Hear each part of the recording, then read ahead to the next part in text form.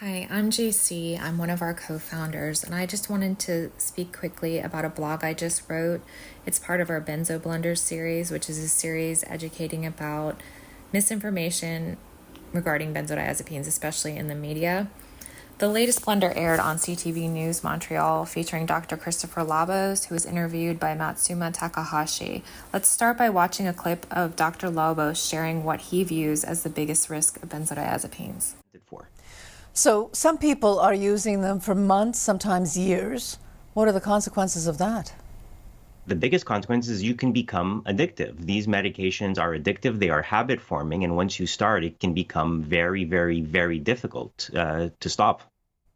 I want to play two other parts of the interview, but I'd like to point out that he seems to be confusing the idea of difficult to stop with addictive.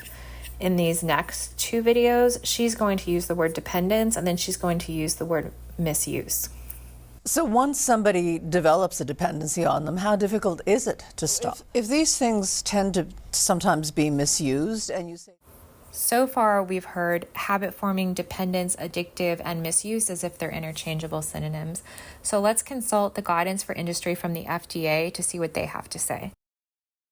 To start, in the document, it does recognize that these terms are commonly confused by healthcare providers, but states that it's really important for them to get it right. In this document, they define misuse, and it's pretty straightforward. It says it's the intentional use for therapeutic purposes of a drug by an individual in a way other than prescribed by a healthcare provider, or for whom it was not prescribed. Okay, so now I'm going to move on to the sections that define drug addiction and physical dependence.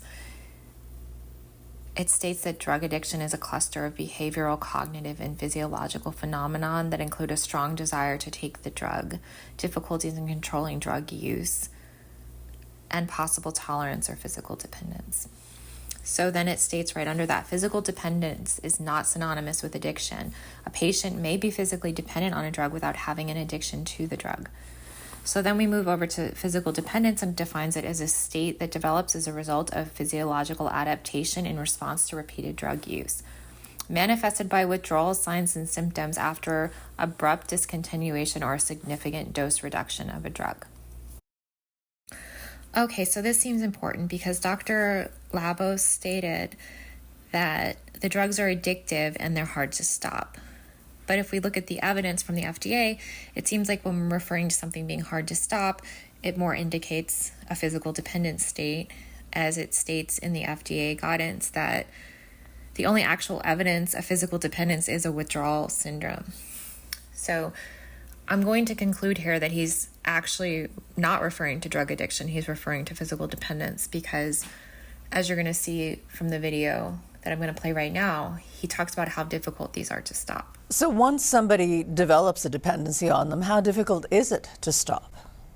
Well, it's very difficult. It's also potentially dangerous. If you were to stop these medications all of a sudden, you could have a number of serious complications. You could have a seizure. You could die.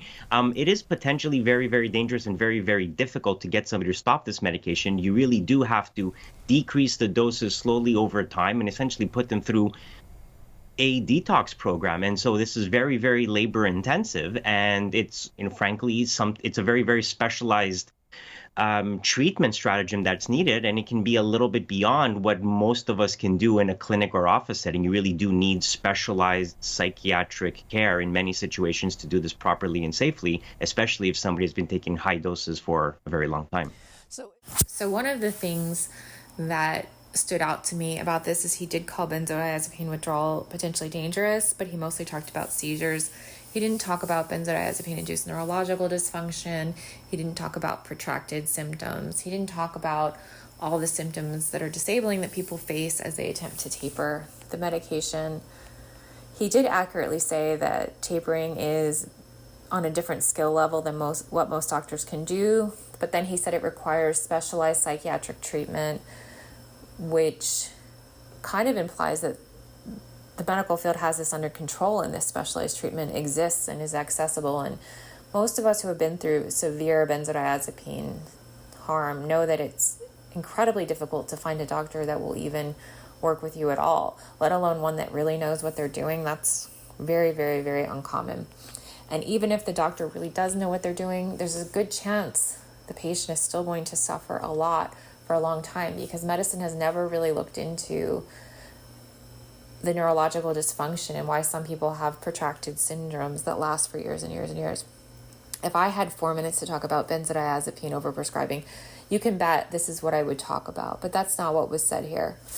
So he also called tapering detox for some reason, which I think is more dangerous conflation with addiction. It's very important people understand that this isn't an addiction if that's not what they're experiencing, because addiction treatment for this can be very dangerous and deadly. He also called it labor intensive, and I'm not sure if he meant for the prescriber or for the patient. And then there's a couple other things I didn't really agree with as well. So if you want to read everything, I'm going to link my blog below. It's not very long. Just check it out. Let me know what you think, either in the comments here or the comments there. I'm also going to link the original segment. It's about 4 minutes long, and the FDA guidance I referred to. Another thing I want to link to is the Radio Canada expose, which is the reason why people are talking about benzodiazepines in the media in Canada right now.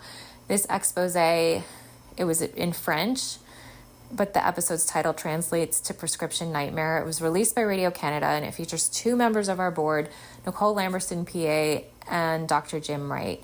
So if you want, it is going to come out in English. So if you want to know about that, I'm also going to link how to get our newsletter, because we're going to send a notification. So thank you for sticking with me to this point. I appreciate it.